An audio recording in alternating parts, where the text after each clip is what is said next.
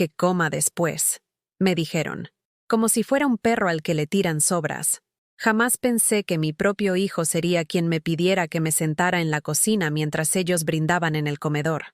Hoy, yo voy a contarte algo que nunca pensé que contaría. Y si tú, por un segundo, sientes que esto te parece familiar, solo te pido que dejes un like y te suscribas. Me va a ayudar a continuar desahogando. Me llamo Eloísa Navarro.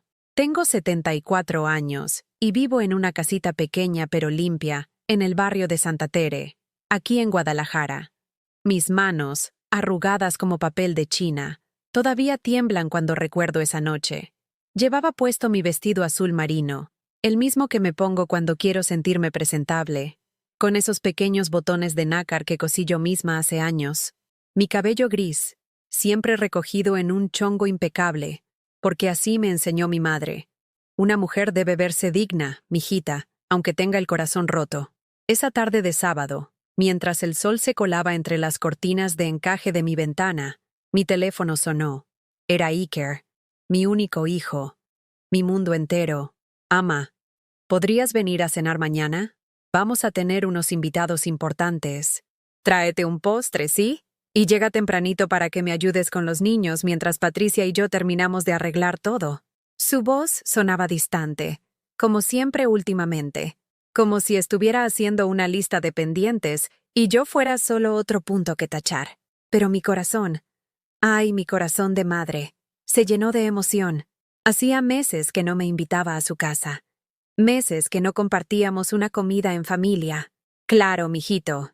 ¿Qué te gustaría que prepare? Lo que sea, ama. Tú sabes hacer de todo. Y ahí terminó la conversación, sin un «te quiero», sin un «¿cómo has estado?». Solo instrucciones, como las que le das a la muchacha que viene a limpiar. Esa noche no dormí bien. Me quedé despierta pensando en qué postre preparar, imaginándome la mesa familiar, las risas, las conversaciones. Recordé cuando Iker era pequeño y me pedía que le contara cuentos mientras preparaba los dulces de tamarindo. Sus ojitos brillantes, sus manitas pegajosas agarrando mi delantal. Cuando sea grande, ama, voy a invitarte a cenar a los restaurantes más elegantes, me decía con esa sonrisa que derretía mi alma. El domingo llegué a su casa en la colonia americana a las 4 de la tarde, cargando mi canasta de mimbre con el flan de coco que había estado preparando desde las 5 de la mañana. La casa de Iker es bonita, de 2 pisos, con jardín al frente y una cochera para 2 coches. Una casa que yo ayudé a pagar vendiendo tamales en el mercado de San Juan de Dios durante 3 años. Patricia me abrió la puerta, guapa, siempre arreglada, con esas uñas perfectas que brillan como espejos. Me saludó con una sonrisa que no llegaba a los ojos. «Ay, suegra, qué bueno que ya llegó. Los niños están muy inquietos y necesitamos terminar de preparar todo». Sin más, me dejó en la sala con mis nietos, Sebastián de 8 años y Sofía de 5. Niños hermosos, pero que me ven como una extraña, como alguien que aparece de vez en cuando y que no encaja en su mundo de videojuegos y tecnología. «Abuela, ¿nos puedes poner caricaturas?», me pidió Sebastián sin levantar la vista de su tableta. «Claro, mi amor».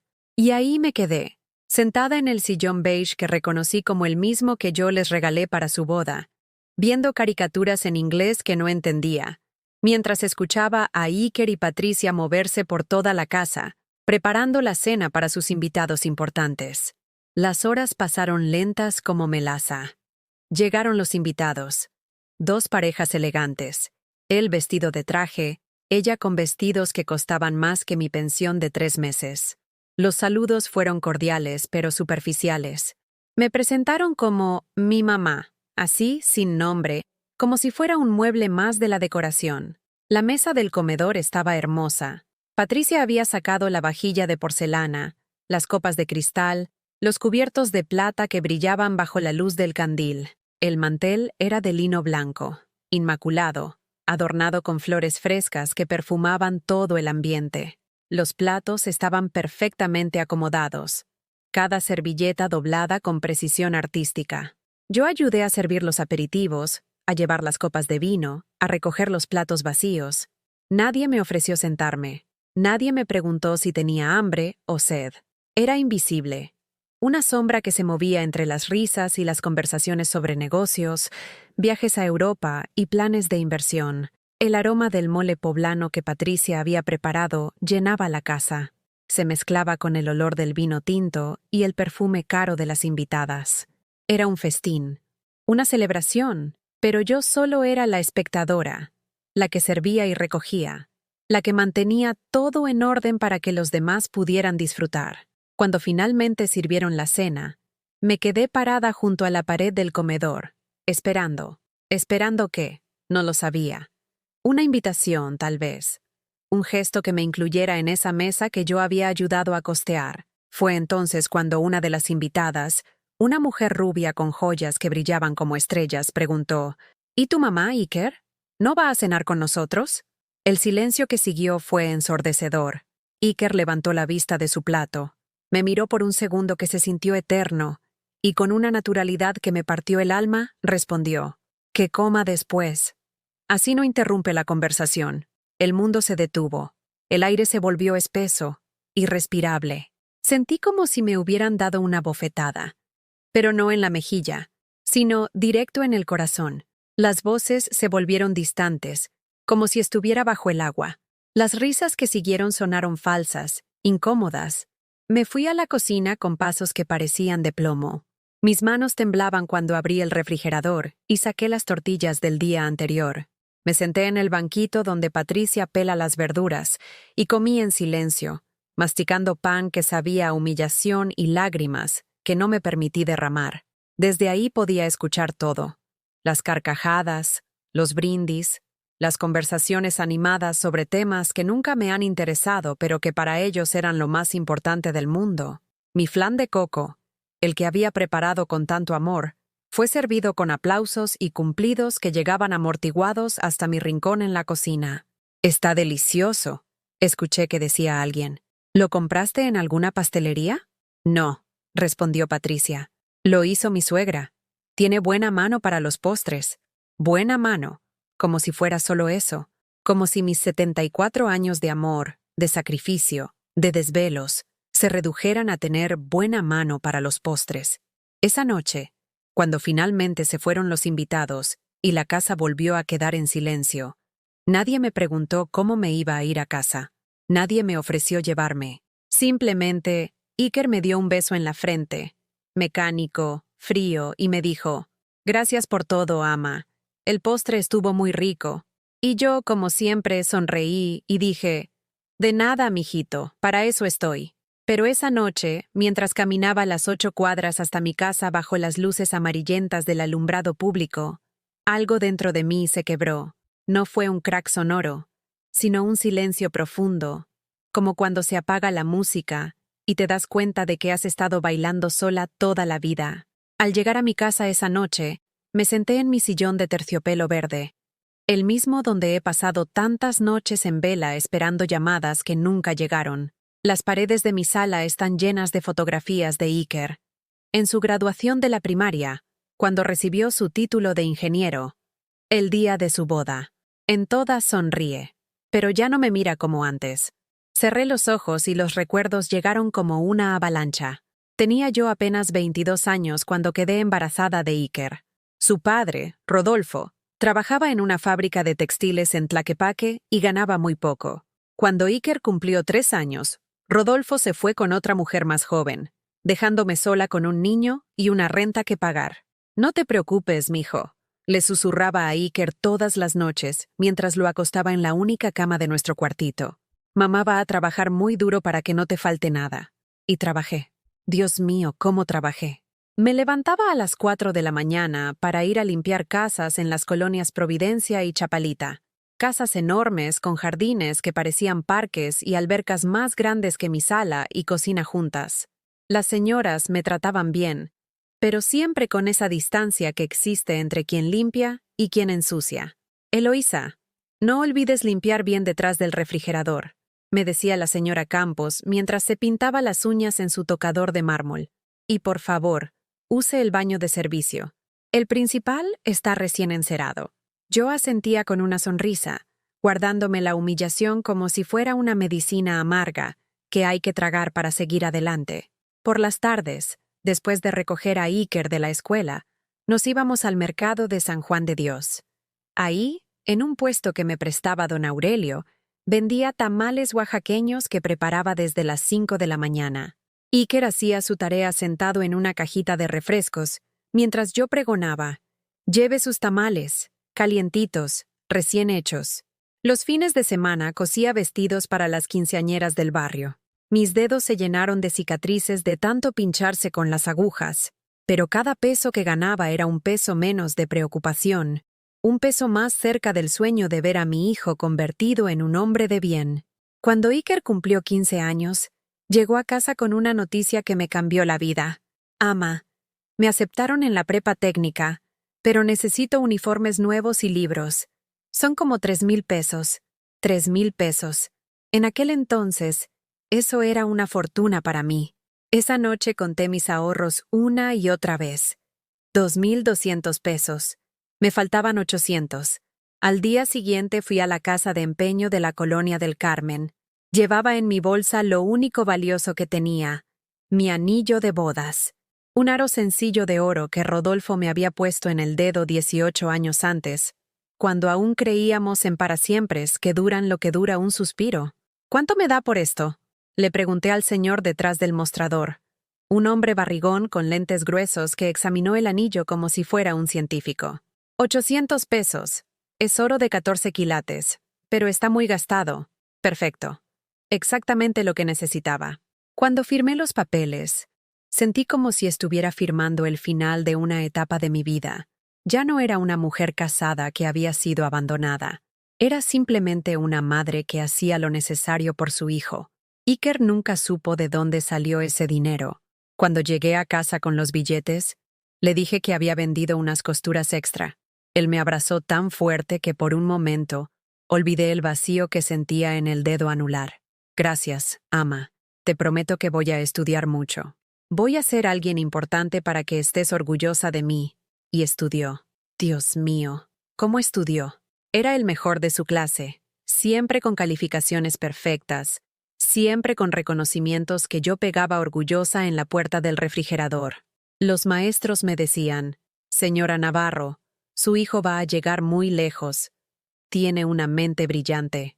Yo sonreía hinchada de orgullo, pero por dentro calculaba cuántos tamales más tenía que vender para pagar la colegiatura del siguiente semestre. Cuando terminó la preparatoria, Iker me anunció que había sido aceptado en la Universidad de Guadalajara para estudiar ingeniería industrial. «Pero ama», me dijo con los ojos brillantes de emoción, «es muy caro. Son como 5,000 pesos por semestre. Y necesito dinero para libros, para el transporte, para...». «No te preocupes, mijo», lo interrumpí, aunque por dentro sentía que el estómago se me hacía un nudo. «Ya veremos cómo le hacemos». Y le hicimos. Increíblemente, le hicimos. Conseguí trabajos de fin de semana limpiando oficinas en el centro de Guadalajara. Salía de mi casa los sábados a las 5 de la mañana y regresaba los domingos por la noche, con las manos agrietadas de tanto detergente y las rodillas hinchadas de tanto tallar pisos. También empecé a hacer comida para vender: pozole los jueves, birria los domingos, tortas ahogadas que llevaba en una canasta a las oficinas del centro. Mis manos ya no descansaban nunca. Cuando no estaba limpiando, estaba cocinando. Cuando no estaba cocinando, estaba cosiendo. Iker, mientras tanto, era el rey de la universidad. Tenía amigos, novias, invitaciones a fiestas. Yo le daba dinero para que pudiera salir como sus compañeros, para que no se sintiera menos que nadie. «¿Estás segura, ama? Este dinero es para tus medicinas», me decía a veces cuando le daba los 100 pesos que tenía destinados para mis pastillas de la presión. «Ay, mijo, yo estoy bien. Tú disfruta tu juventud». Y él disfrutaba. Mientras yo me tomaba tés de hierbas porque no podía comprar las medicinas, él iba a antros en la zona rosa, compraba ropa de marca, invitaba a sus novias a restaurantes que yo conocía solo de paso. Una noche llegó borracho.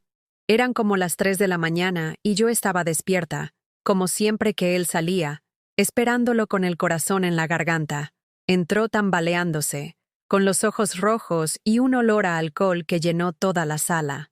«Ama», me dijo con la lengua trabada, Eres la mejor madre del mundo. Cuando sea ingeniero, te voy a comprar una casa grande. Te voy a llevar a conocer la playa. Te voy a dar todo lo que te mereces. Yo lo abracé, sintiéndolo pesado contra mi pecho, y le susurré al oído. Ya me diste todo, mijo. Con verte feliz me basta. Pero era mentira. No me bastaba. Necesitaba sentir que tanto sacrificio tenía sentido, que algún día él me vería no solo como su madre, sino como la mujer que se partió en dos para que él pudiera ser uno completo. Cuando se graduó, yo estaba en primera fila en el auditorio Benito Juárez. Llevaba mi vestido azul marino, el mismo de la cena humillante, pero ese día me sentía hermosa, radiante, victoriosa. Ver a mi Iker subir al estrado, escuchar su nombre por el micrófono, verlo recibir su título, fue el momento más feliz de mi vida.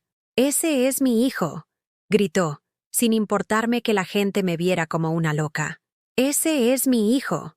Después de la ceremonia, me presentó a sus compañeros. «Ella es mi ama. Sin ella nada de esto habría sido posible». Me abrazó fuerte, y por un momento creí que todo había valido la pena. Todas las madrugadas, todos los dolores de espalda, todas las medicinas que no compré, todas las comidas que no comí para que él pudiera comer mejor. 2 años después conoció a Patricia, una muchacha bonita, de buena familia, con estudios universitarios y un trabajo en una empresa importante.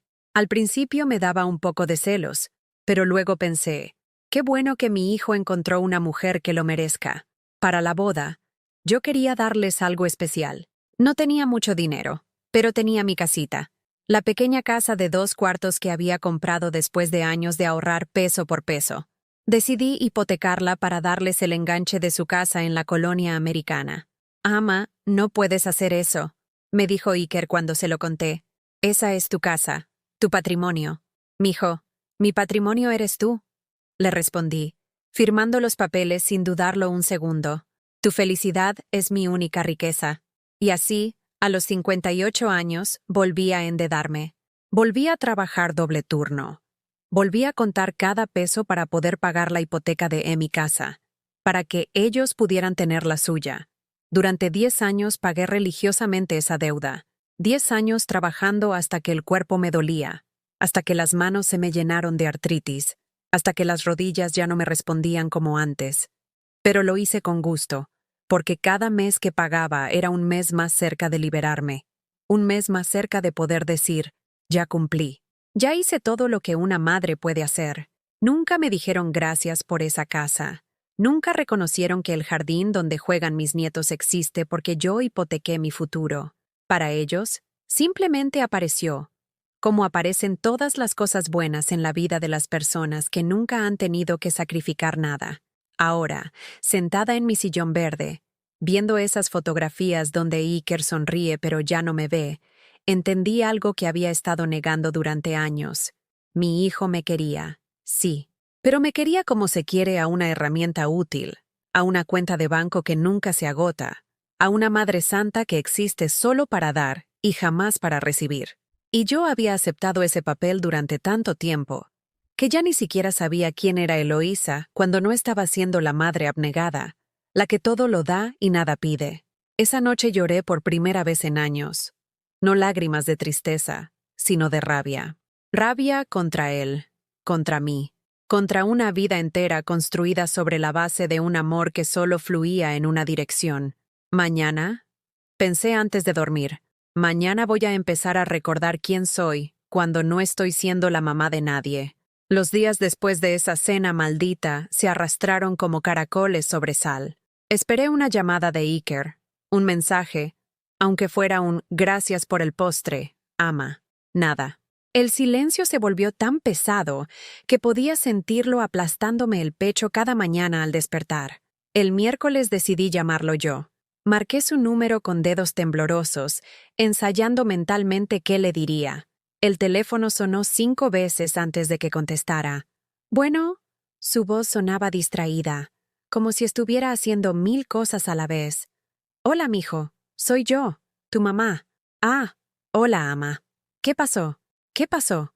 Como si fuera raro que una madre llamara a su hijo. como si necesitara una emergencia para justificar escuchar su voz. Nada, solo quería saber cómo estás. ¿Cómo están los niños? Bien, bien. Todo bien. Oye, ama, estoy en una junta muy importante. ¿Te puedo llamar luego? Claro, mijo, no hay problema. Perfecto. Al rato te llamo. Colgó sin despedirse. Me quedé con el teléfono en la mano, escuchando el tono de desconexión como si fuera una canción triste que no podía quitarme de la cabeza. Ese al rato nunca llegó. El viernes era mi cumpleaños número 74. Desde hacía años, Iker y Patricia me invitaban a cenar. Me compraban un pastel del supermercado, y los niños me cantaban las mañanitas desafinadas pero bonitas. Era una tradición pequeña, pero mía. Me levanté temprano. Me puse mi vestido de flores amarillas, el que Iker me había regalado hace 5 años, y me dijo que me veía muy guapa. Ama. Me arreglé el cabello con más cuidado del usual. Me puse un poco de rouge en las mejillas. En el espejo me veía como una quinceañera nerviosa esperando a su primer galán. A las 10 de la mañana todavía no había recibido ninguna llamada. Están ocupados, me dije. Ya llamarán. Al mediodía, nada. Comí sola mis frijoles refritos con tortillas, mirando mi teléfono cada 5 minutos como si fuera a materializarse una llamada por arte de magia. A las 3 de la tarde, mi orgullo se rindió. Los llamé. Casa de los Herrera, contestó Patricia con esa voz profesional que usa cuando no sabe quién llama. Hola, Patricia. Soy Eloísa. Ay, suegra. ¿Cómo está? ¿Bien, mijita? ¿Está Iker? Sí, pero está jugando fútbol con los niños en el jardín. ¿Le digo algo?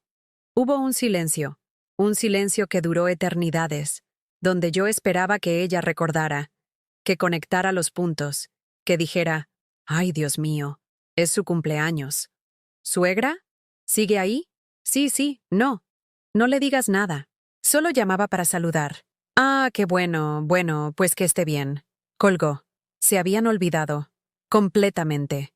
Mi único hijo, la persona por quien había sacrificado toda mi juventud, había olvidado el día en que yo nací, el día que me convirtió en madre, el día que cambió su vida para siempre. Esa noche cené una quesadilla fría y un vaso de agua.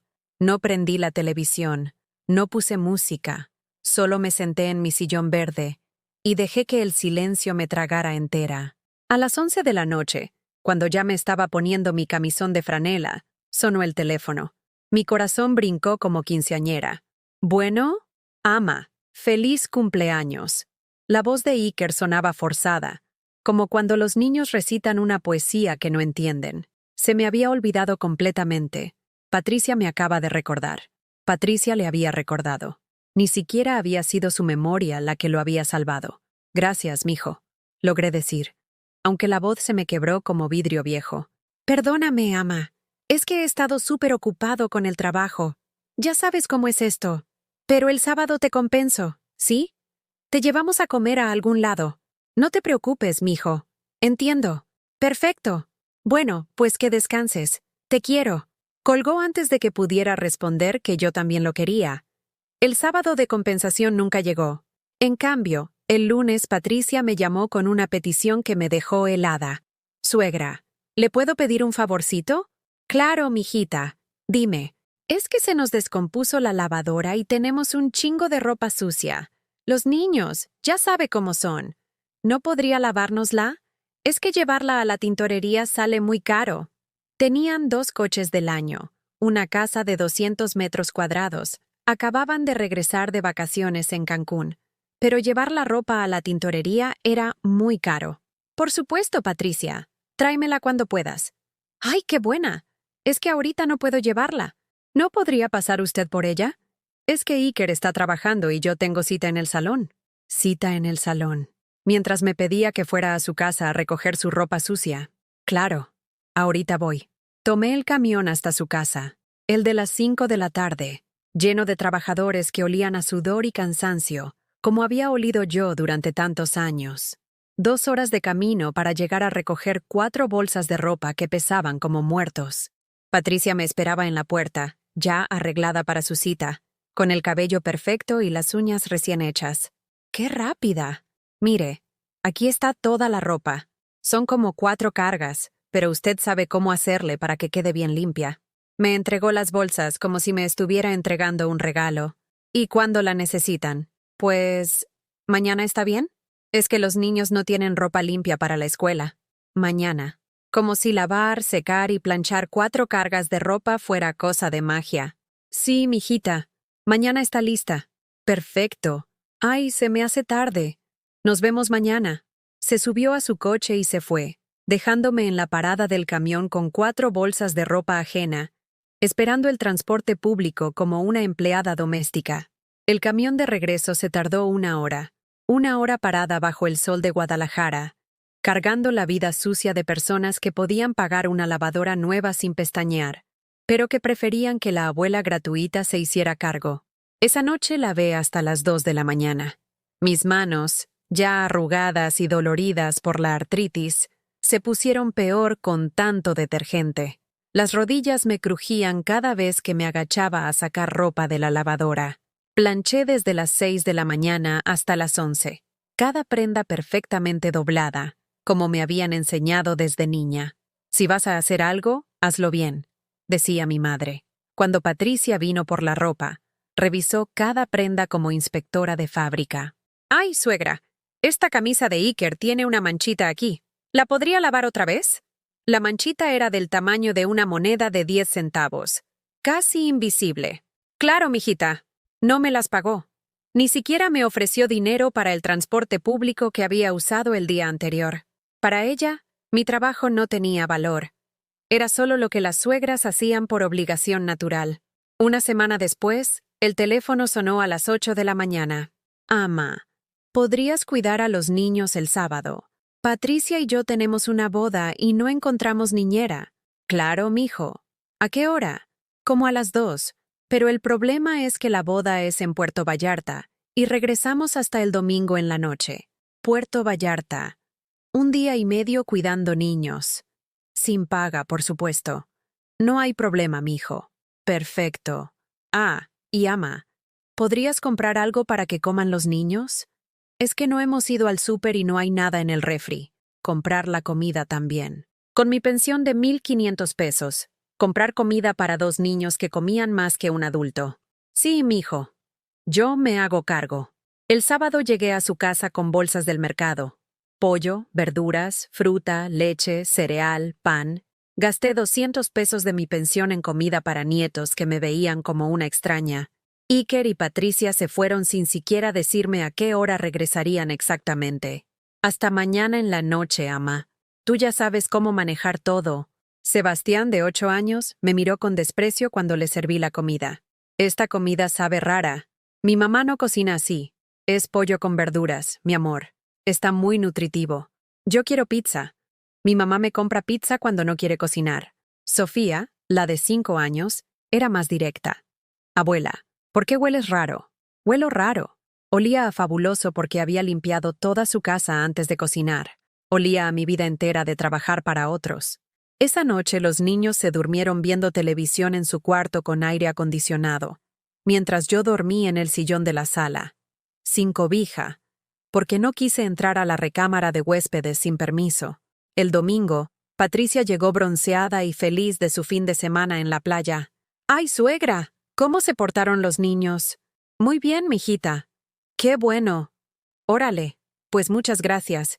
Iker la lleva a su casa. Iker estaba checando su teléfono, distraído como siempre. ¿Estás lista, ama? En el coche, silencio total. Él manejaba escuchando música, contestando llamadas de trabajo por el Bluetooth. Yo era un bulto en el asiento del copiloto.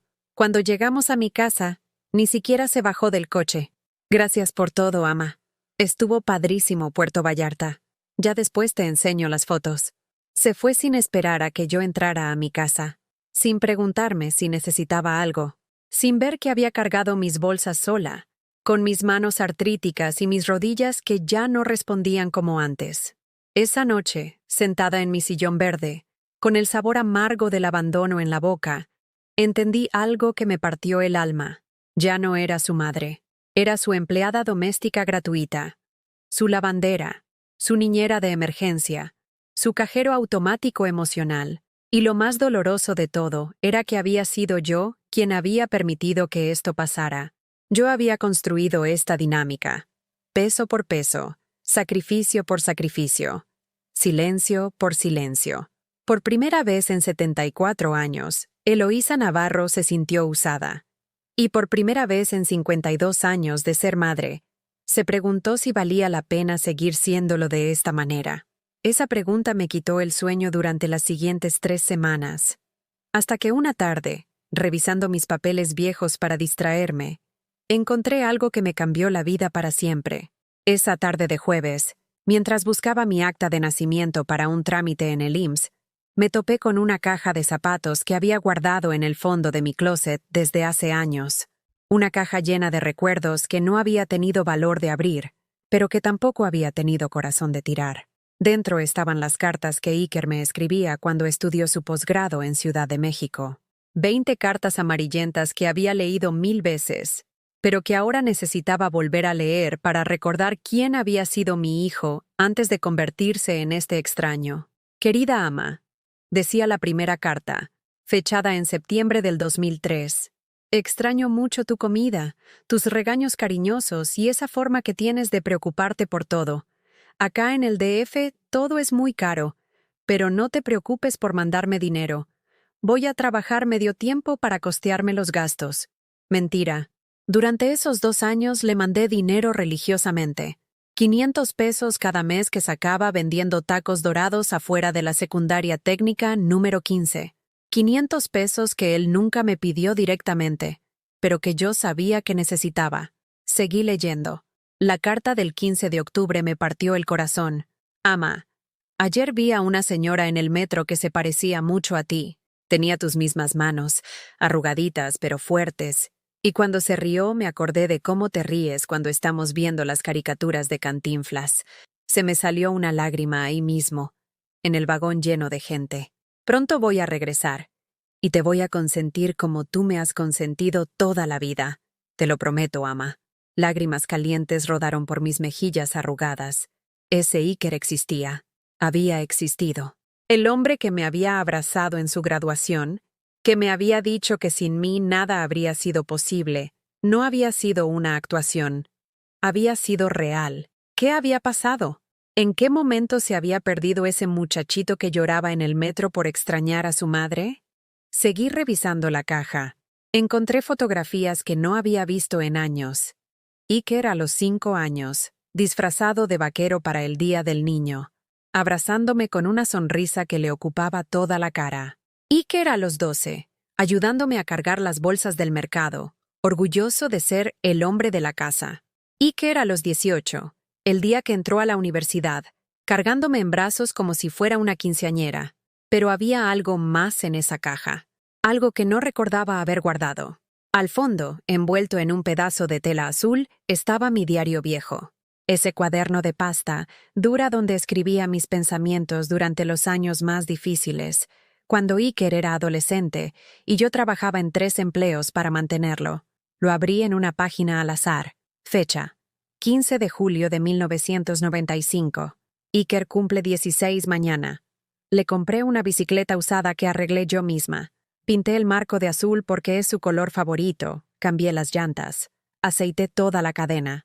Me costó 2 meses de ahorros, pero vale la pena ver esa sonrisa que tiene cuando está feliz. A veces me pregunto si estoy haciendo bien en darle todo lo que pide. Mi hermana Esperanza dice que lo estoy malcriando, que un día va a creer que el mundo le debe todo. Pero yo creo que si le doy amor suficiente ahora, el día de mañana él me lo va a devolver multiplicado. Cerré el cuaderno sintiendo como si me hubieran dado una bofetada. Esperanza tenía razón. Había malcriado a Iker. No con maldad, sino con amor. Pero lo había malcriado al fin. Le había enseñado que yo existía para servirle, que su felicidad era más importante que la mía, que las madres no necesitamos nada porque nuestro propósito en la vida es dar hasta quedarnos vacías. Pero había algo más que necesitaba verificar, una sospecha que me carcomía el estómago como ácido. Al día siguiente, viernes por la mañana, tomé el camión hasta el centro de Guadalajara. Fui al registro civil, donde una muchacha joven y amable me ayudó a consultar los archivos públicos. ¿Qué tipo de información necesita, señora? Quiero saber sobre una propiedad, una casa en la colonia americana. Me pidió la dirección exacta. Se la di temblando. Después de media hora revisando documentos en la computadora, la muchacha me miró con una expresión extraña. Señora, esta propiedad fue vendida hace 3 meses. ¿Usted es familiar de los anteriores propietarios? El mundo se tambaleó debajo de mis pies. ¿Vendida? ¿A quién? Según el registro, se vendió a... Déjeme ver. A una empresa constructora. Parece que van a demoler la casa para hacer un edificio de departamentos. La casa que yo había ayudado a pagar. La casa donde mis nietos jugaban en el jardín. La casa que había hipotecado mi hogar para hacer posible. Vendida. Sin que nadie me dijera una palabra. ¿Y sabe dónde viven ahora los que la vendieron? La muchacha revisó más documentos. Según los nuevos registros, compraron una propiedad mucho más grande en Zapopan, en una zona residencial muy exclusiva. Zapopan. Las Lomas. Donde viven los ricos de verdad. Salí del registro civil como zombie. Mis piernas apenas me sostenían. Me senté en una banca del Parque Morelos, entre las palomas y los vendedores ambulantes, tratando de procesar lo que acababa de descubrir. Iker había vendido la casa que yo ayudé a pagar y se había comprado una mansión con el dinero, sin decirme nada, sin ofrecerme un peso de esa venta, sin siquiera contarme que se estaban cambiando de casa. Por eso hacía meses que no me invitaban seguido. Por eso Patricia me pedía que fuera a recoger la ropa sucia a la casa vieja, porque ya no vivían ahí. Pero no querían que yo supiera de su nueva vida. Con las manos temblando, marqué el número de Iker. Bueno, Iker, soy tu mamá. Hola, ama. ¿Qué pasó? Estoy ocupado. ¿Me puedes explicar por qué acabo de enterarme en el registro civil que vendiste tu casa? Silencio.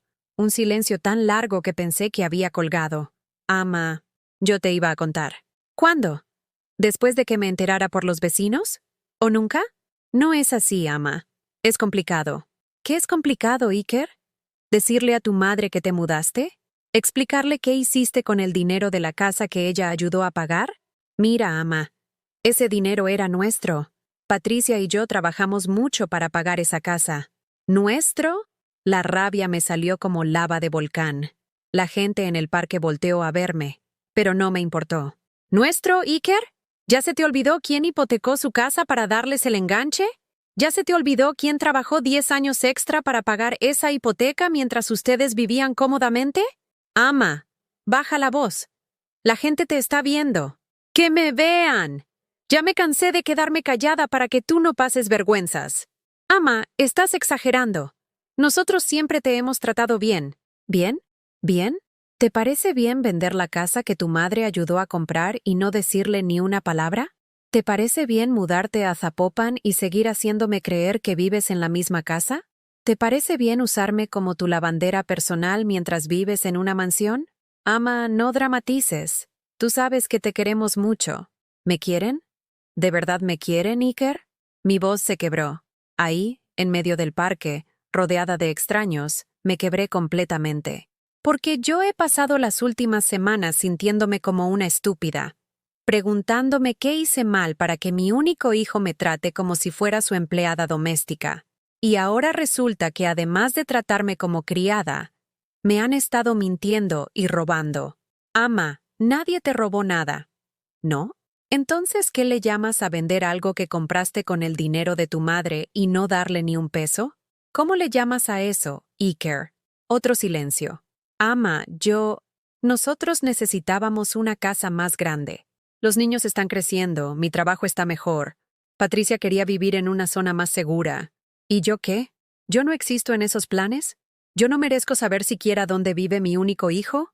Claro que existes, ama. Por eso te estoy explicando. Me estás explicando porque me enteré por casualidad. Si yo no hubiera ido al registro civil, ¿cuándo me ibas a contar? ¿En Navidad? ¿En mi funeral? Ama, no digas eso. ¿Sabes qué, Iker?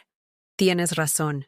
No debo decir eso, porque para decir eso tendría que importarte que me muera. Y obviamente no te importa. Eso no es cierto, ¿no?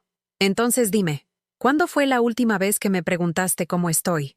No cómo están mis servicios de lavandería o mis habilidades de niñera. ¿Cuándo fue la última vez que te preguntaste si tu madre de 74 años está bien, si le duele algo, si necesita compañía, si se siente sola? Silencio otra vez. No puedes contestar, ¿verdad? Porque hace años que no me ves como persona. Solo me ves como una función. Soy la que lava tu ropa, la que cuida a tus hijos, la que te resuelve los problemas, la que está ahí cuando necesitas algo. Pero no soy Eloísa.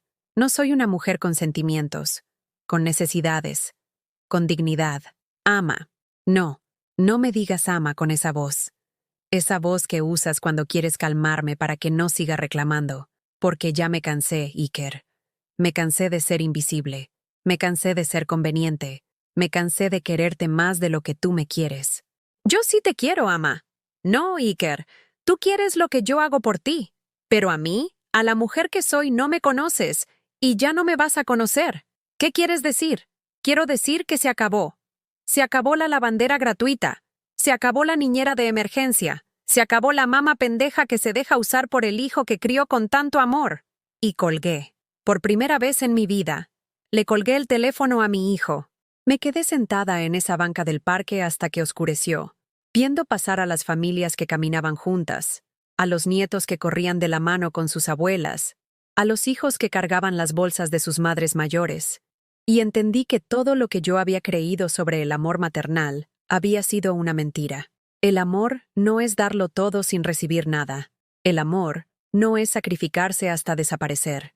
El amor no es permitir que te usen porque tienes miedo de quedar sola. Esa noche llegué a mi casa y hice algo que no había hecho nunca. Me serví una copa del brandy que tenía guardado para ocasiones especiales. Brindé sola, en mi cocina, por la muerte de la Eloísa que se había pasado 74 años siendo la madre perfecta, y por el nacimiento de la Eloísa que iba a aprender, aunque fuera a los 74 años, a quererse a sí misma. La tormenta llegó al día siguiente como huracán en temporada seca. A las 7 de la mañana, mi teléfono comenzó a sonar como campana de iglesia en domingo. Iker. Patricia. Iker otra vez. Patricia otra vez. Dejé que sonara hasta que se cansaron. A las 9, alguien tocó mi puerta con la desesperación de quien viene a apagar un incendio. Era Patricia, con los ojos hinchados y el maquillaje corrido, agarrando de la mano a Sebastián y cargando a Sofía como si fuera equipaje. Suegra. Necesitamos hablar. Buenos días, Patricia. ¿Cómo están los niños? Suegra. Iker está devastado. No durmió en toda la noche. No puede creer que usted le haya hablado así. Me recargué en el marco de mi puerta, sin invitarlos a pasar. Por primera vez en años, mi casa era mi territorio. ¿No puede creer que le haya hablado cómo? Pues, así, con esa agresividad. Usted nunca había sido así. Tienes razón, Patricia. Nunca había sido así, pero tampoco nunca me habían mentido durante meses sobre algo tan importante como dónde vive mi único hijo. Patricia cambió de táctica, como hacen las personas que están acostumbradas a salirse con la suya. Su voz se volvió dulce, manipuladora. Suegra, usted sabe que nosotros la queremos mucho. Solo queríamos darle la sorpresa cuando la casa nueva estuviera lista para recibirla. ¿Sorpresa? ¿La sorpresa de qué, Patricia? Pues, de invitarla a conocer la casa nueva. Ah, ¿y cuándo iba a hacer esa invitación? ¿En 5 años? ¿Cuando los niños fueran mayores de edad? Los niños me miraban con ojos curiosos, como si estuvieran viendo una película que no entendían. Sebastián, el mayor, se acercó a mí. Abuela, ¿por qué mi mamá está llorando? Pregúntale a ella, mi amor. Patricia me lanzó una mirada envenenada. Suegra, no meta a los niños en esto. ¿En qué, Patricia? ¿En la verdad? Los niños ya están metidos. Ellos también fueron parte de la mentira. Ellos sabían dónde vivían y yo no. Sebastián, que era más inteligente de lo que los adultos creíamos, me miró con esos ojos claros que había heredado de su padre. Abuela, nosotros vivimos en una casa muy grande ahora. Tiene alberca y jardín gigante. ¿Quiere que la llevemos a conocerla? La inocencia de mi nieto me partió el corazón, pero también me dio fuerzas. Me encantaría conocerla, mi amor, pero tendría que ser porque su papá y su mamá me inviten de verdad, no porque ustedes se sientan mal por sus mentiras. Patricia explotó. Ya basta, suegra. Deje de hacerse la víctima. Nosotros siempre la hemos tratado bien. Le hemos dado trabajo, le hemos dado propósito. ¿Trabajo? ¿Trabajo? Mi voz salió más fuerte de lo que había planeado. Y los niños se asustaron. Patricia, yo no soy su empleada. Soy la madre de su esposo. Soy la abuela de sus hijos. Y durante años he estado lavando su ropa, cuidando sus hijos y cocinando para ustedes sin recibir ni las gracias. Pero si siempre le decimos gracias. ¿Cuándo, Patricia? ¿Cuándo me dijeron gracias por los 200 pesos que gasté en comida para sus hijos el fin de semana que se fueron a Puerto Vallarta? ¿Cuándo me dijeron gracias por lavar 4 cargas de ropa en una noche?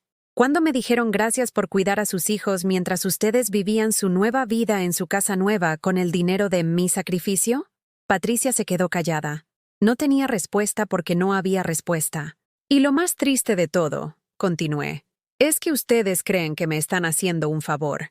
Creen que una mujer de 74 años no tiene nada mejor que hacer que servirles. Creen que no tengo vida propia, sentimientos propios, dignidad propia. Suegra, no, se acabó. Se acabaron las excusas, se acabaron las manipulaciones, se acabó la Patricia que viene a mi casa a pedirme favores como si fuera su empleada doméstica.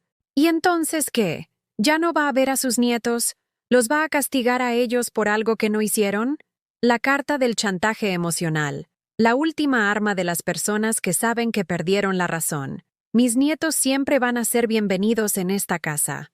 Cuando su papá decida tratarme con respeto, cuando ustedes decidan incluirme en su vida de verdad, no solo cuando necesiten algo de mí. Iker está destrozado, suegra. No ha comido en todo el día. ¡Qué pena! Yo no comí durante mi cumpleaños porque se les olvidó que existía. Patricia se dio cuenta de que no iba a poder conmigo con lágrimas ni manipulación. Se paró, tomó a los niños de las manos y me miró con una frialdad que nunca había visto en ella. Está bien, suegra. Si así quiere las cosas, así van a ser. Pero no venga después pidiendo perdón cuando se dé cuenta de lo que perdió. ¿Perdí? ¿Qué perdí, Patricia? El privilegio de ser su sirvienta gratuita. ¿El honor de ser invisible en la vida de mi propio hijo? Se fueron sin despedirse. Los niños voltearon a verme desde el coche, confundidos, tristes. Les mandé un beso con la mano, pero no les grité que regresaran. Por primera vez en años, dejé que se fueran sin correr detrás de ellos, rogando perdón por algo que no había hecho mal. El teléfono volvió a sonar toda la tarde. No contesté ninguna llamada. A las 6 de la tarde, decidí hacer algo que no había hecho en décadas. Salir sola a caminar sin rumbo fijo. Me puse mi vestido de flores amarillas. Me peiné con cuidado. Me puse los aretes de perlas que mi madre me había regalado para mi boda y que solo usaba en ocasiones muy especiales. Caminé por las calles de mi barrio como si las estuviera viendo por primera vez. La panadería donde compraba bolillos todos los días, el puesto de don Ricardo que vendía flores, la farmacia donde compraba mis medicinas. Todo seguía igual, pero yo me sentía diferente. En la esquina de la avenida Niños Héroes me topé con doña Carmen, mi vecina de toda la vida. «Ay, Eloísa, qué guapa se ve. ¿Va a algún lado especial?» «No, Carmen, solo salgo a caminar». «¿Sola? ¿Y su hijo no la acompaña?» Por primera vez en años, no mentí para proteger la imagen de Iker. «Mi hijo está ocupado con su vida nueva, Carmen. Yo estoy aprendiendo a estar ocupada con la mía». Carmen me miró con curiosidad. Llevábamos 30 años siendo vecinas, pero nunca había hablado tan directamente sobre mi vida familiar. ¿Sabe qué, Eloísa? Yo siempre la he admirado. Toda la vida trabajando para ese muchacho. Toda la vida sacrificándose. Pero me daba tristeza verla siempre corriendo para allá y para acá, como si no tuviera derecho a descansar. ¿En serio piensas eso, Carmen? Claro que sí. Una mujer de su edad ya debería estar disfrutando la vida, no lavando ropa ajena y cuidando nietos que la ven como criada. Las palabras de Carmen me golpearon como cubetazo de agua fría. Si hasta mi vecina se había dado cuenta de cómo me trataban, ¿cómo era posible que yo no me hubiera dado cuenta antes? ¿Y usted qué hace para disfrutar la vida, Carmen? Ay, pues muchas cosas. Voy al grupo de baile de los martes en el centro comunitario. Juego lotería los jueves con las muchachas de la iglesia. Los sábados voy al tianguis de Santa Tere a comprar mis verduras y a cotorrear con las marchantes. Los domingos me voy a misa de 8 y después al parque a dar de comer a las palomas. Carmen tenía 71 años y una vida social más activa que la mía. ¿Nunca se siente sola, Carmen? ¿Sola? ¿Cómo me voy a sentir sola si siempre estoy haciendo algo que me gusta? La soledad no es estar sin gente, Eloísa. La soledad es estar con gente que no te ve. Esa frase se me clavó en el pecho como alfiler en globo. Carmen, ¿me puedo ir con usted el martes al baile? Los ojos de Carmen se iluminaron como luces de Navidad. Claro que sí. Se va a divertir mucho. Tocan pura música de nuestra época. Pedro Infante, Jorge Negrete, Los Panchos. Y hay varios señores muy elegantes que bailan padrísimo. Señores elegantes. Hacía décadas que no pensaba en hombres como en algo más que en el recuerdo amargo de Rodolfo. Esa noche cené tranquila por primera vez en meses. No cené sobras ni comida fría.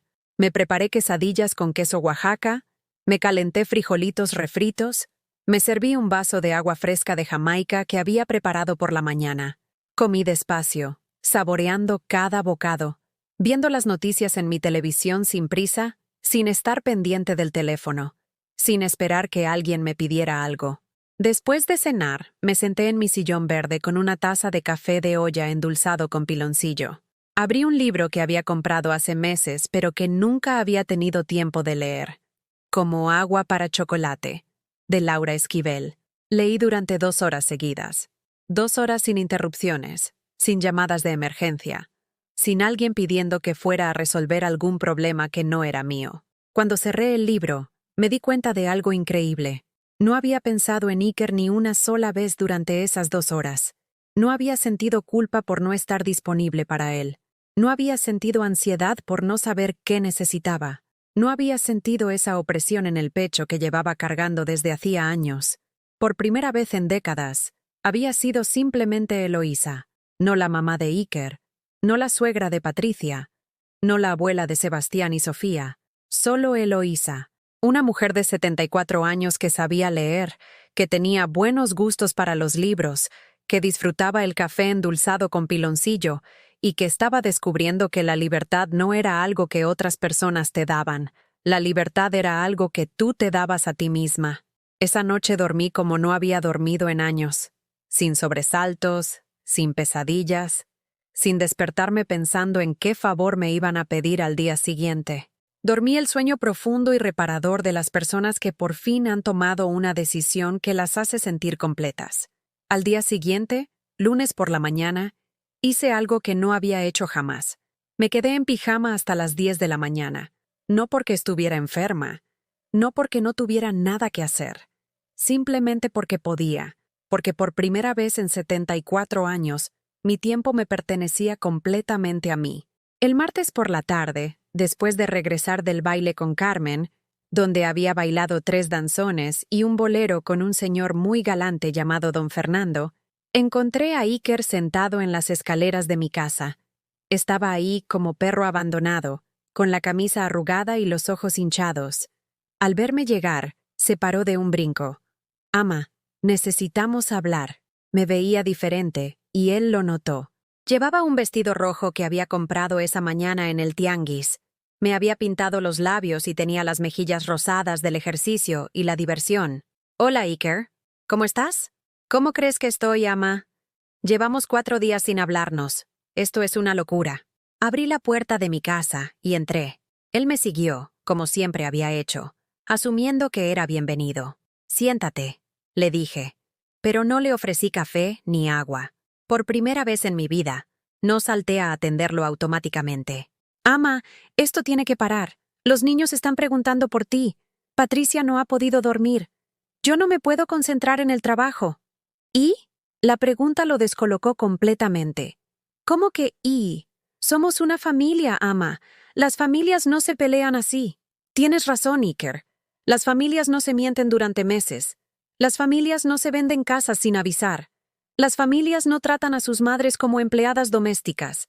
Ama, ya te expliqué lo de la casa. Fue una decisión rápida, una oportunidad de negocio que no podíamos dejar pasar. ¿Y no se te ocurrió consultarme? ¿Preguntarme qué opinaba sobre vender la casa que yo ayudé a pagar? Ama, tú no entiendes de negocios inmobiliarios. Nosotros sabemos lo que es mejor para la familia. Ah, claro. Yo no entiendo. Yo solo soy la vieja ignorante que trabajó toda su vida para que tú pudieras entender de negocios inmobiliarios. Iker se pasó las manos por el cabello, frustrado. No seas así, ama. Tú sabes que te respetamos mucho. ¿Me respetan? ¿En serio, Iker? Me levanté y fui a mi cómoda. Saqué una libreta donde había estado anotando cosas durante los últimos días. A ver, dime, ¿cuándo es mi cumpleaños? Ama, ya hablamos de eso. Se me olvidó, pero ¿cuál es mi color favorito? Ama, ¿qué tiene que ver eso? Responde. No sé. ¿Azul? Verde. Como mi sillón que has visto 1000 veces. ¿Cuál es mi comida favorita? Ama, esto es ridículo. ¿Cuál es mi enfermedad? ¿Sabes qué medicinas tomo? ¿Sabes cómo me siento cuando llueve y se me hinchan las rodillas? ¿Sabes que me da miedo morirme sola en esta casa sin que nadie se entere hasta que empiece a oler mal? Mi voz se quebró en la última pregunta, pero no lloré. Ya no tenía más lágrimas que gastar en este hombre. Ama, no puedes responder ni una sola pregunta sobre mí, Iker, porque no me conoces. Llevas años sin verme como persona. Eso no es cierto. ¿No? Entonces dime, ¿qué hice ayer? No sé, ama. Supongo que las cosas que siempre haces. ¿Cuáles son las cosas que siempre hago, Iker? El silencio que siguió fue ensordecedor. Bailé, le dije finalmente. Ayer bailé danzón con un señor muy guapo que me dijo que tengo ojos bonitos. Me reí tanto que me dolió la panza. Comí raspado de limón con chile. Me compré este vestido rojo porque me gustó cómo me quedaba. Cosas que no había hecho en décadas, porque siempre estaba ocupada siendo tu mamá invisible. Iker me miró como si estuviera viendo a una extraña. ¿Desde cuándo haces esas cosas? Desde que decidí que mi vida no puede seguir girando alrededor de un hijo que me ama solo cuando necesita algo. Yo no te amo solo cuando necesito algo, ¿no? ¿Cuándo fue la última vez que me llamaste solo para saber cómo estaba? Sin pedirme ningún favor, sin necesitar que cuidara a los niños, sin querer que lavara ropa. ¿Cuándo fue la última vez que me invitaste a comer solo porque querías pasar tiempo conmigo? Iker abrió la boca para responder, pero la cerró. No podía recordar ninguna ocasión. Ya ves. Por eso digo que no me amas. Amas lo que hago por ti. Ama, eso no es justo. Yo trabajo mucho. Tengo muchas responsabilidades. ¿Y yo qué? ¿Yo no trabajo? ¿Yo no tengo responsabilidades? ¿O mi trabajo no cuenta porque no me pagan por él? No es lo mismo, ama. Tienes razón. No es lo mismo. Tú trabajas 8 horas y tienes fines de semana. Yo he trabajado para ti 24 horas al día durante 52 años, sin un solo día de descanso. Me senté en mi sillón verde y lo miré directo a los ojos. Iker, voy a decirte algo que debí haberte dicho hace años. Ya no voy a ser tu empleada doméstica gratuita. Ama, no eres mi empleada. ¿No?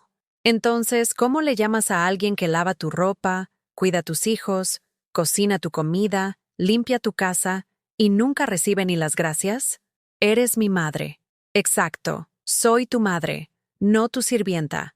Y las madres merecemos respeto, consideración, inclusión en las decisiones importantes y amor genuino, no solo cuando necesitas algo.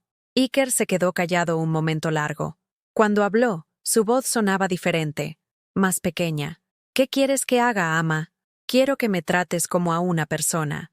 Quiero que me incluyas en tu vida porque quieres tenerme ahí, no porque necesitas mis servicios. Quiero que me preguntes mi opinión sobre las cosas importantes. Quiero que me invites a conocer tu casa nueva, no como favor, sino porque soy tu madre y tengo derecho a saber dónde vive mi hijo. Está bien, ama. Te invito a conocer la casa. No, Iker, así no. ¿Cómo? No como una concesión porque me enojé. Invítame porque genuinamente quieres que forme parte de tu vida nueva. Iker se quedó pensando. Podía ver los engranajes de su mente trabajando, tratando de entender este nuevo territorio donde su madre tenía condiciones y límites. Ama, ¿y si no sé cómo hacer eso? ¿Y si ya es muy tarde para cambiar? Era la primera pregunta honesta que me había hecho en años. Iker, nunca es tarde para cambiar, pero tiene que ser porque tú quieres cambiar. no porque yo te esté obligando. Y mientras tanto, ¿qué? ¿No te voy a ver? Me vas a ver cuando me trates con respeto. Cuando me veas como a Eloísa, no solo como a tu mamá. Cuando entiendas que yo también tengo sentimientos, sueños, necesidades. ¿Y los niños? Los niños siempre van a ser bienvenidos aquí. Ellos no tienen la culpa de los errores de los adultos. Iker se paró para irse. En la puerta se volteó. Ama, no sé quién eres. No te reconozco. Yo tampoco me reconocí a Iker, pero por primera vez en años, me gusta la mujer que veo en el espejo. Después de que se fue, me quedé sentada en mi sillón un rato largo. No me sentía victoriosa. No me sentía triste. Me sentía libre. Esa noche hice algo simbólico que necesitaba hacer desde hacía años. Fui a mi cocina y saqué todas las fotografías de Iker que tenía pegadas en el refrigerador. Fotos de su graduación, de su boda, de los nietos, de cumpleaños y navidades. Las quité una por una, sin rabia, pero con determinación. No las tiré. Las guardé en una caja junto con las cartas y los recuerdos. Pero mi refrigerador, por primera vez en décadas, quedó vacío de su imagen. En su lugar puse una foto que Carmen me había tomado el día anterior en el baile. Ahí estaba yo, sonriendo genuinamente, con mis mejillas rosadas y mis ojos brillantes, bailando con don Fernando. Era una foto de Eloísa siendo feliz por Eloísa. Al día siguiente fui al banco. Abrí una cuenta de ahorros nueva, solo a mi nombre. Deposité los 500 pesos que tenía guardados para emergencias, más los 200 que había ahorrado al no comprar comida para los nietos las últimas 2 semanas. La cuenta se llamaba Fondo para la Nueva Eloísa. También fui a una tienda de celulares y cambié mi número telefónico. El nuevo número se lo di solo a Carmen, a don Fernando y a 2 amigas del grupo de baile. Por primera vez en mi vida, tenía un teléfono que no sonaba con emergencias familiares, favores urgentes o peticiones disfrazadas de cariño. Tenía un teléfono que sonaba solo cuando alguien genuinamente quería saber cómo estaba Eloísa. Y cuando sonaba, yo contestaba con una voz que no había escuchado en años, la voz de una mujer que estaba aprendiendo a ser feliz. Bueno, habla Eloísa. ¿En qué puedo servirme a mí misma hoy? 3 semanas después de cambiar mi número de teléfono, mi vida había tomado un color que no sabía que existía. Los martes y jueves iba al grupo de baile.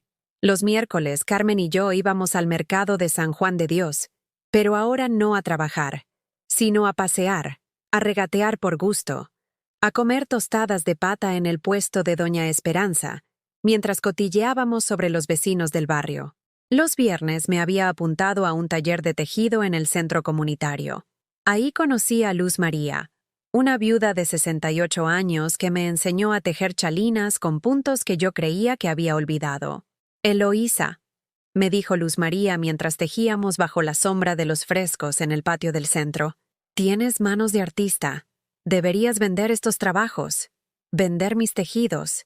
La idea me sonó revolucionaria. Durante décadas había tejido suéteres, bufandas y mantitas para Iker y los nietos. Regalos que recibían con una sonrisa educada y guardaban en cajones que nunca volvían a abrir. ¿Tú crees que alguien me compraría algo? Por supuesto. Mira qué perfecta te quedó esta chalina rosa. Y estos colores que elegiste, como atardecer de Chapala. Yo conozco una tienda en Tlaquepaque donde venden artesanías locales. La dueña es muy buena gente. Esa tarde fui a mi casa caminando diferente. No solo porque llevaba una chalina nueva que yo misma había hecho, sino porque por primera vez en mi vida alguien había visto mi trabajo y lo había valorado sin pedirme nada a cambio. Llegué a casa y me miré en el espejo grande del pasillo. La mujer que me devolvía la mirada tenía las mejillas rosadas por el sol, los ojos brillantes por la emoción y una sonrisa que le nacía desde adentro. Era yo, pero no era la Eloísa que había vivido en esta casa durante 30 años. Esta Eloísa tenía proyectos propios, amigas nuevas, planes para el fin de semana que no dependían de los caprichos de nadie más. El sábado por la mañana, mientras regaba las plantas del patio, que habían florecido como nunca desde que empecé a cuidarlas con calma, sin prisa, escuché que tocaron a la puerta. Era Sebastián, mi nieto de 8 años. Estaba solo. con su cara de angelito y sus ojos curiosos. Hola, abuela. Sebastián, mi amor, ¿qué haces aquí? ¿Dónde están tus papás? Están en casa. Yo me vine caminando. Quería verla. Mi corazón se derritió. Lo abracé fuerte, sintiendo su cuerpecito tibio contra mi pecho. ¿Caminaste solo desde Zapopan hasta acá? No, abuela. Vivimos cerca otra vez. Mi papá compró una casa aquí en Santa Tere, a 5 cuadras de la suya. Se me cortó la respiración. ¿Cómo? Sí. Vendió la casa grande y compró una más chiquita. Dice que quiere vivir cerca de usted, pero que no sabe cómo decírselo. Me senté en mi sillón verde, con Sebastián en mis piernas, tratando de procesar esta información. ¿Y están bien? ¿Tu mamá está contenta con el cambio? Al principio mi mamá lloró mucho.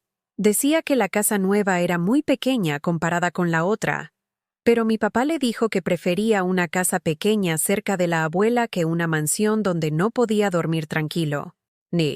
Las palabras de mi nieto me llegaron directo al corazón, pero no me permití emocionarme demasiado. Ya había aprendido a no crear expectativas basadas en gestos que podían ser temporales. ¿Y tú cómo te sientes con el cambio, mi amor? Bien.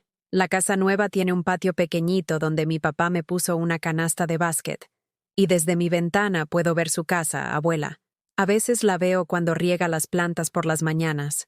Sebastián se había quedado ahí toda la tarde. Jugamos lotería. Le enseñé a hacer aguas frescas de Jamaica. Le conté cuentos de cuando su papá era pequeño, pero cuentos diferentes a los que le había contado antes. Ahora le contaba también sobre mí, sobre cómo había conocido a su abuelo, sobre los trabajos que había tenido, sobre los sueños que había guardado durante tantos años. Abuela, ¿usted siempre quiso ser mamá? La pregunta me sorprendió por su profundidad. Sí, mi amor, pero también quería hacer otras cosas. Quería aprender a manejar, quería viajar a la playa, quería tener una tiendita donde vendiera mis tejidos. ¿Y por qué no las hizo? Porque pensé que ser mamá significaba no poder ser nada más. Pero me equivoqué. ¿Ahorita ya puede hacer esas cosas? Sí, mi amor. Ahorita estoy aprendiendo que nunca es tarde para ser quien quisiste ser. Cuando llegó la hora de que Sebastián regresara a su casa, lo acompañé. Quería conocer esa casa nueva, ese gesto de acercamiento que no sabía cómo interpretar. La casa estaba a 5 cuadras exactas de la mía. Era pequeña comparada con la mansión de Zapopan, pero tenía algo que la otra no tenía: calidez. Tenía un jardincito al frente con flores que alguien había plantado con cuidado, ventanas grandes que dejaban entrar la luz, y una cochera donde apenas cabía un coche. Iker salió cuando nos vio llegar. Se veía diferente, más delgado, con ojeras, pero también con algo en la mirada que no había visto en años. «Hola, ama». «Hola, Iker». Sebastián corrió hacia la casa gritando: «Mamá, ya llegué. Vine con la abuela». Patricia apareció en la puerta. También se veía diferente. Sin maquillaje, con el cabello recogido en una cola simple, usando ropa cómoda en lugar de sus outfits de revista. «Hola, suegra». «Hola, Patricia». Los tres nos quedamos parados ahí, en la banqueta, como extraños que no sabían cómo comportarse. ¿Quiere pasar a conocer la casa?», me preguntó Iker con una voz que sonaba a niño pidiendo perdón. «Me encantaría». La casa por dentro era acogedora. Más pequeña, sí, pero ordenada con gusto. Los muebles eran los mismos de antes, pero se veían diferentes en este espacio más íntimo.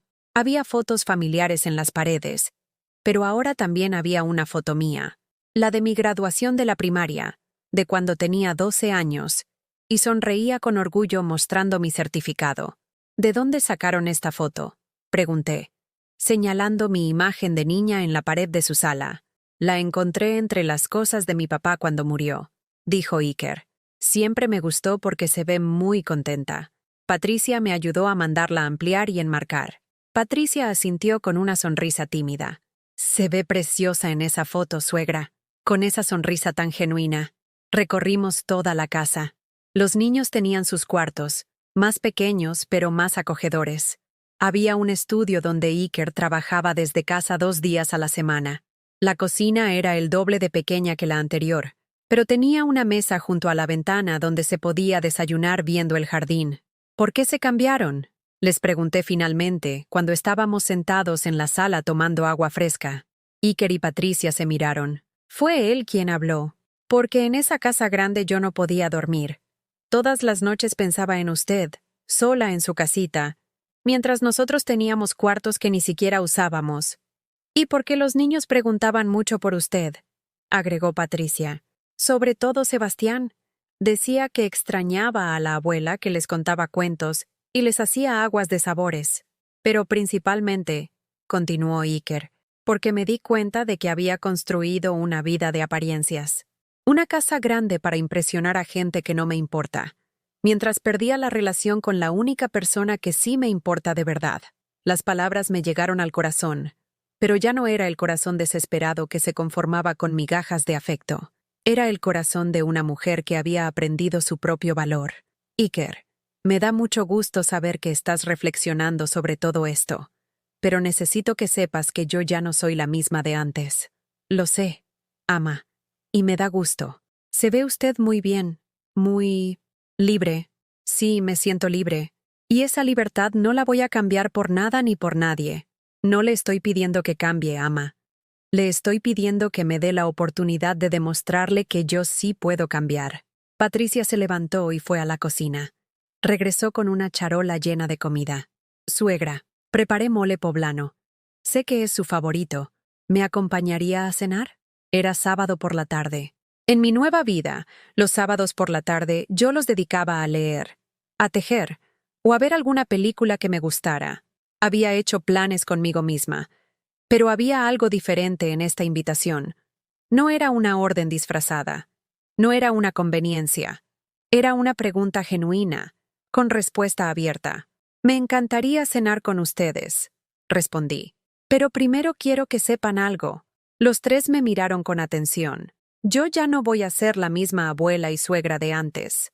Ya no voy a venir corriendo cada vez que me necesiten. Ya no voy a quedarme callada cuando me traten mal.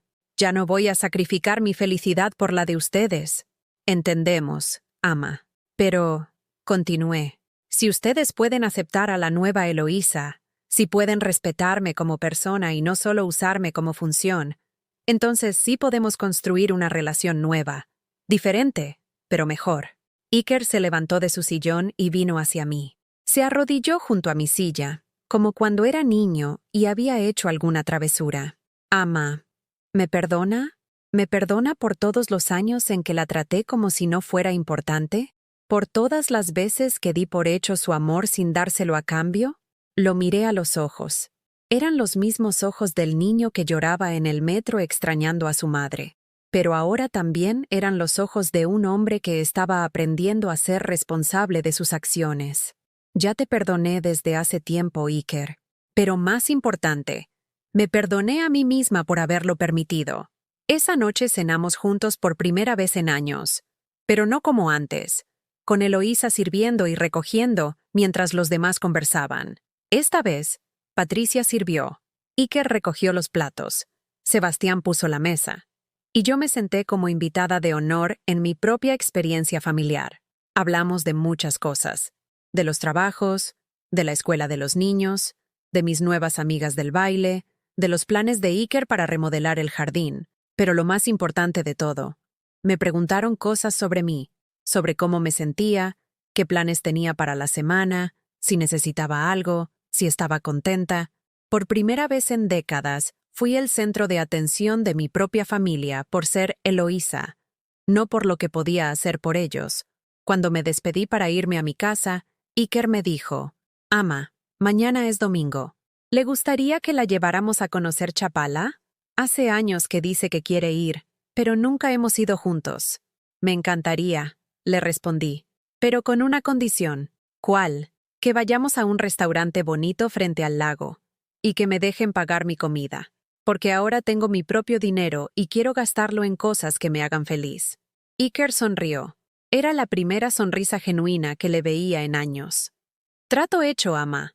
Pero yo pago la gasolina». «Trato hecho, mijo». Esa noche, mientras caminaba las 5 cuadras de regreso a mi casa, me di cuenta de algo increíble. Por primera vez en mi vida, tenía una familia, y tenía una vida propia. No había tenido que elegir entre las dos. Solo había tenido que elegir respetarme a mí misma. 6 meses después de aquella cena humillante que cambió mi vida para siempre, estoy sentada en la terraza del restaurante El Pescador en Chapala, viendo el atardecer que pinta el lago de colores que no sabía que existían. No estoy sola. Don Fernando, el galán del grupo de baile, está sentado frente a mí, contándome historias de cuando era joven y trabajaba en los ferrocarriles. Tengo 74 años y estoy en mi primera cita romántica en décadas. Eloísa, me dice don Fernando mientras me sirve más agua de Jamaica. Usted tiene una sonrisa que ilumina hasta los días nublados. Me sonrojo como quinceañera. A los 74 años, vuelvo a sentir mariposas en el estómago. Fernando, no diga esas cosas que me va a hacer creer que soy bonita. Es que sí es bonita. Pero más que eso, es interesante. Me gusta platicar con usted. Me gusta conocer sus pensamientos, sus proyectos, sus sueños, mis sueños. Hace un año, si alguien me hubiera preguntado cuáles eran mis sueños, no habría sabido qué responder. Ahora tengo tantos que necesitaría una libreta para apuntarlos todos. La tiendita de artesanías en Tlaquepaque donde Luz María me presentó a la dueña resultó ser el comienzo de algo maravilloso. Mis chalinas, manteles y suéteres se venden como pan caliente. Los turistas dicen que tienen algo especial, que se nota que fueron hechos con amor. Tengo pedidos hasta para diciembre. Por primera vez en mi vida, tengo ingresos propios que no dependen de mi pensión ni de la caridad de nadie. ¿En qué piensa, preciosa?, me pregunta don Fernando, sacándome de mis reflexiones. Pensaba en lo diferente que es mi vida ahora. Hace 6 meses yo era una mujer invisible. Hoy soy una mujer con citas románticas, con negocio propio, con planes para el futuro. ¿Y cómo está la situación con su hijo? Don Fernando conoce toda mi historia. Se la conté durante nuestras caminatas por el parque, durante nuestras tardes tomando café en el portal. Es el primer hombre en mi vida que me escucha de verdad, que hace preguntas sobre mis sentimientos, que se interesa en mi bienestar sin esperar nada a cambio. Iker está aprendiendo. Le respondo con honestidad. Cada semana mejora un poquito. Ya no da las cosas por hecho. Me pregunta cómo estoy. Me cuenta sobre su trabajo. Me pide mi opinión sobre decisiones importantes. Es verdad. La semana pasada, Iker vino a mi casa específicamente para preguntarme qué pensaba sobre cambiar a Sebastián de escuela. No para que cuidara a los niños, no para que lavara ropa, no para pedirme dinero, solo para escuchar mi opinión de madre y de abuela. ¿Y Patricia? Patricia también está cambiando. El martes me invitó a acompañarla al salón de belleza. Fuimos juntas, nos hicimos el peinado, nos pintamos las uñas. Por primera vez desde que la conozco, me trató como a una amiga, no como a la suegra que hay que tolerar. ¿Y usted cómo se siente con esos cambios? Contenta, pero cautelosa. Durante 52 años construí una dinámica tóxica con mi hijo. No espero que cambie de la noche a la mañana, pero sí veo esfuerzo genuino, y eso me da esperanza. La verdad es que la relación con Iker y su familia ha mejorado porque ya no es mi única fuente de amor y propósito. Tengo a Carmen, que se volvió mi hermana del alma. Tengo a Luz María y las muchachas del taller. Tengo a don Fernando, que me trata como si fuera una reina. Tengo mi negocio de tejidos que me da independencia económica y emocional. Tengo una vida completa donde Iker es importante, pero no es todo. Oiga, Eloísa, me dice don Fernando mientras pide la cuenta. ¿Le puedo hacer una pregunta personal? Claro. ¿Se arrepiente de algo? ¿De haber sido tan entregada como madre? ¿De haber tardado tanto en valorarse? La pregunta me toma por sorpresa, pero no necesito pensarla mucho. No me arrepiento de haber amado a mi hijo con toda el alma. Me arrepiento de haber creído que amar significaba desaparecer. Me arrepiento de haber pensado que ser buena madre requería que dejara de ser Eloísa. Don Fernando asiente, como si entendiera perfectamente lo que le estoy diciendo. ¿Sabe qué es lo más bonito de todo esto, Fernando? Que no perdí a mi familia cuando aprendí a valorarme. Al contrario, ahora tengo una familia mejor porque ellos también están aprendiendo a valorarme. Es verdad. Los domingos, cuando vamos a Chapala o a algún pueblo cercano, ya no soy la que carga las bolsas mientras ellos caminan adelante. Ahora Iker me ofrece el brazo para caminar juntos. Patricia me pregunta qué quiero comer en lugar de decidir por mí. Los niños me cuentan cosas de la escuela porque saben que los escucho de verdad. Pero lo más importante, si un domingo no quiero ir con ellos porque tengo planes con don Fernando o con las muchachas del baile, lo respetan. Ya no se enojan, ya no me hacen sentir culpable. Entienden que tengo derecho a mi propia vida. Esa noche, don Fernando me acompaña hasta mi casa. En la puerta, me toma las manos con la delicadeza de quien sabe que los gestos románticos a los 74 años son más preciosos que a los 20. Eloísa, ¿me permite llevarla el sábado a conocer Tequila? Hay un tour por las destilerías que se ve muy interesante. Me encantaría, Fernando. Pero le advierto que Iker quiere conocerlo. Dice que necesita saber las intenciones que tiene con su madre. Don Fernando se ríe con ganas. Pues dígale que mis intenciones son hacerla feliz todos los días que me quede de vida, y que si él quiere conocerme, será un honor, pero que la decisión de presentármelo es suya, no de él. Esa noche, antes de dormir, hago algo que se ha vuelto mi ritual favorito. Me siento en mi sillón verde con una taza de té de manzanilla y reviso mi día. Hoy tejí 3 chalinas que me van a dar 300 pesos de ganancia. Hoy tuve una cita romántica con un hombre que me trata como princesa.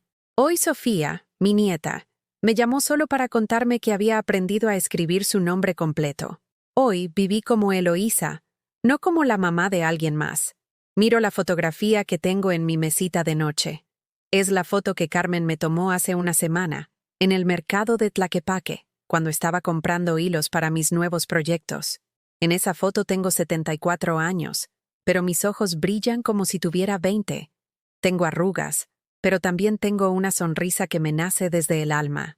Es la foto de una mujer que por fin entendió que el amor propio no es egoísmo. Es la base de todo lo demás. Durante décadas creí que ser buena madre significaba ser una mártir. Creí que el amor se medía en sacrificios, en todo lo que era capaz de dar sin recibir nada. Creí que mi valor como mujer dependía de qué tan útil era para otras personas. Me equivoqué en todo. El amor verdadero no requiere que desaparezcas. El amor verdadero te ve, te valora, te respeta. Y si tú no te amas lo suficiente como para exigir ese respeto, nadie más lo va a hacer. Durante 73 años fui la Eloísa que todos necesitaban que fuera. A los 74, por fin decidí ser la Eloísa que yo necesitaba ser. ¿Y saben qué descubrí? Que esa Eloísa es mucho más querida, mucho más respetada, mucho más feliz que la anterior. Porque cuando aprendes a valorarte, le enseñas a los demás cómo tratarte. Cuando dejas de mendigar amor, empiezas a recibir amor verdadero. Cuando paras de vivir para otros, empiezas a vivir con otros. Ahora, mientras apago la luz de mi mesita de noche y me acomodo en mi cama con sábanas que huelen a suavizante de rosas, me pregunto, ¿qué habría pasado si hubiera aprendido esta lección a los 50? ¿O a los 40? ¿O a los 30? Pero no me torturo con esas preguntas. A los 74 años he entendido que nunca es tarde para renacer. Nunca es tarde para reclamar tu dignidad. Nunca es tarde para enseñarle al mundo cuánto vales. Mañana voy a despertar temprano para regar mis plantas. Después voy a tejer mientras escucho música de Pedro Infante. Al mediodía voy a almorzar con Carmen en el restaurante nuevo que abrieron en la esquina. Por la tarde voy a preparar pedidos para la tienda de Tlaquepaque. En la noche voy a leer un capítulo de mi libro nuevo. Y si Iker me llama, lo voy a atender con cariño. Pero si no me llama, también voy a estar bien. Porque por fin entendí la diferencia entre estar sola y estar acompañada de mí misma. Y créeme, después de 74 años, descubrí que soy una compañía excelente. ¿Has vivido o conoces a alguien que haya pasado por algo parecido a lo que le pasó a Eloísa? Cuéntame tu experiencia en los comentarios. Y si esta historia te tocó el corazón, déjame tu like y suscríbete al canal. Porque tal vez estas palabras necesiten llegar a alguien que, como yo, está aprendiendo que nunca es tarde para empezar a quererse a sí mismo.